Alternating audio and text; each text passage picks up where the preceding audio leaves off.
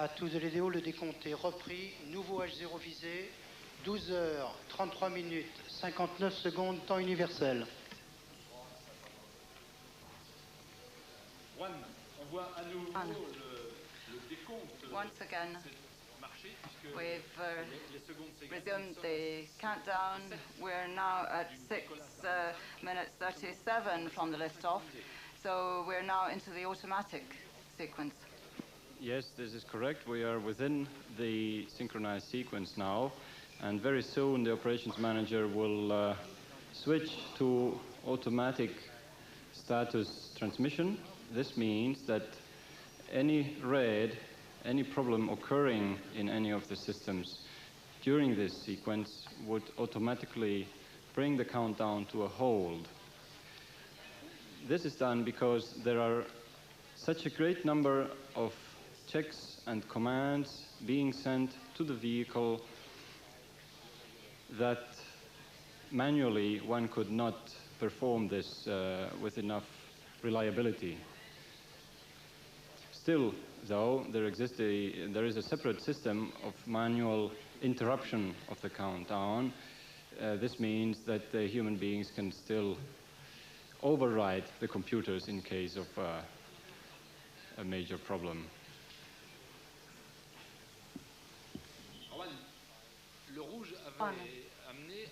The red status meant that there had to be held before the final sequence. What happens if there's another cloud and there's another red status? Well, signal? the meteor status is not included into automatic transmission because this sequence is only started if the weather forecast guarantees the respect of the three criteria for a period of time which is long enough to cover for the whole synchronized sequence.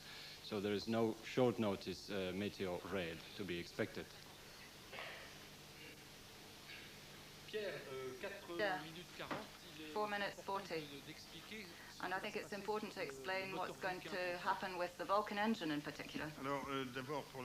First of all,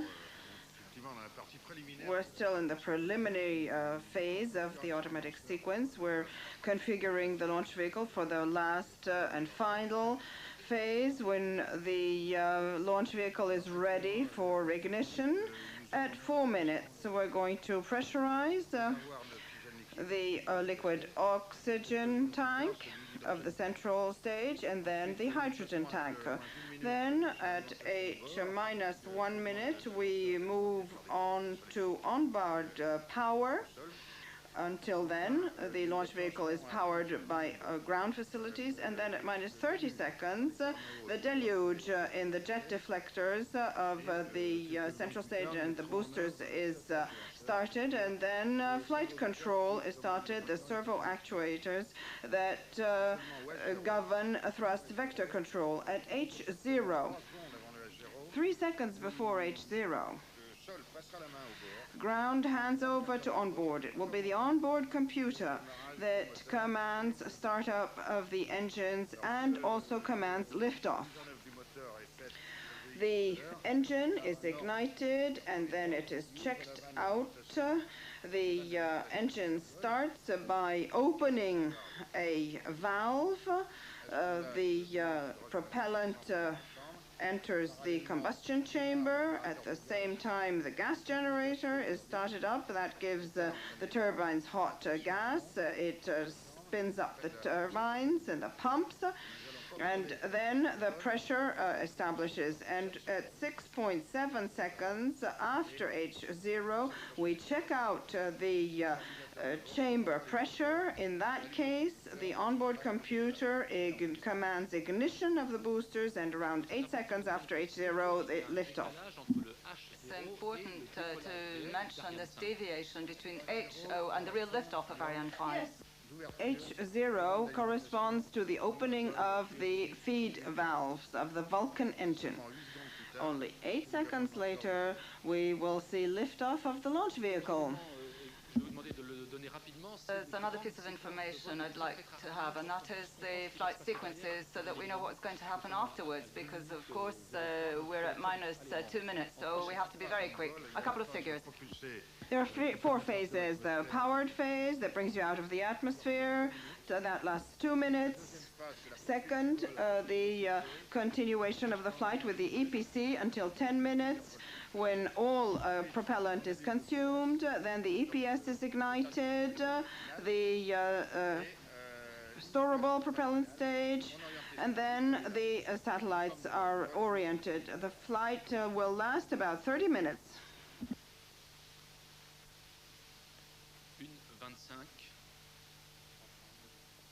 1 minute and 25 seconds. And you see people leaving the Jupiter Center to see this. À tous de l'EDO. Attention pour H-1 minute.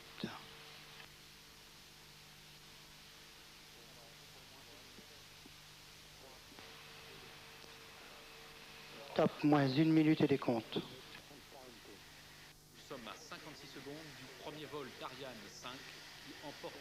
We're about to see the liftoff of Ariane 5 that has on board 4 cluster spacecraft.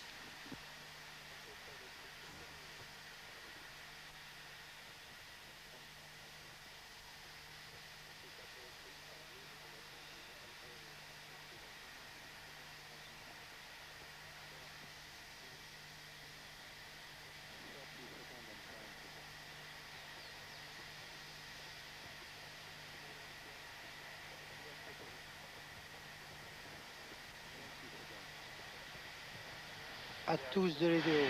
Attention pour décompte final. 10, 9, 8, 7, 6, 5, 4, 3, 2, unité, feu. Allumage.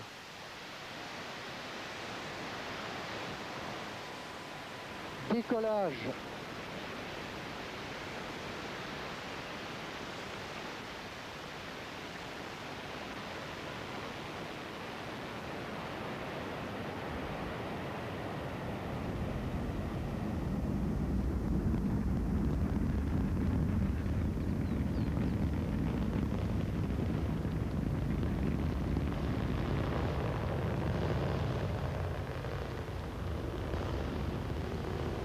Tous les paramètres propulsifs sont normaux et la trajectoire est normale.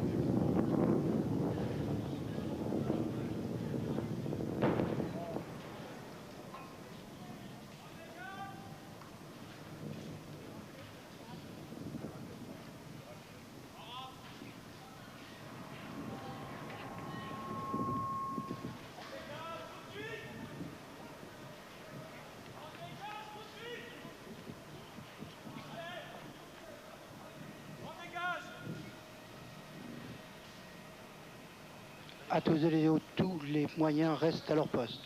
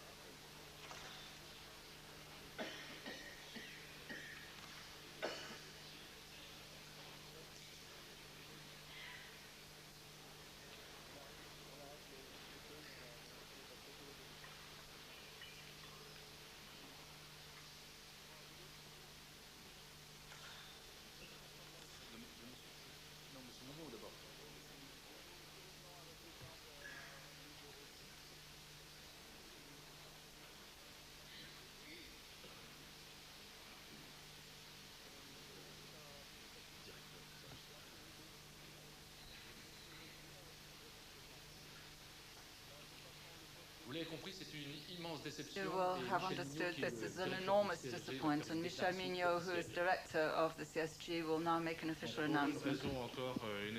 For as yet unknown reason, the launch vehicle exploded in flight 4,000 meters height after liftoff, and the fragments fell back in a zone that was protected. I can reassure you there is nobody in these protected areas. Links with all personnel and outside sites have been activated. The intervention plan will start up in a few moments. The prefect is in the emergency room, and I will go and join him when I finish this declaration. The teams are going on the site and will safe all sites.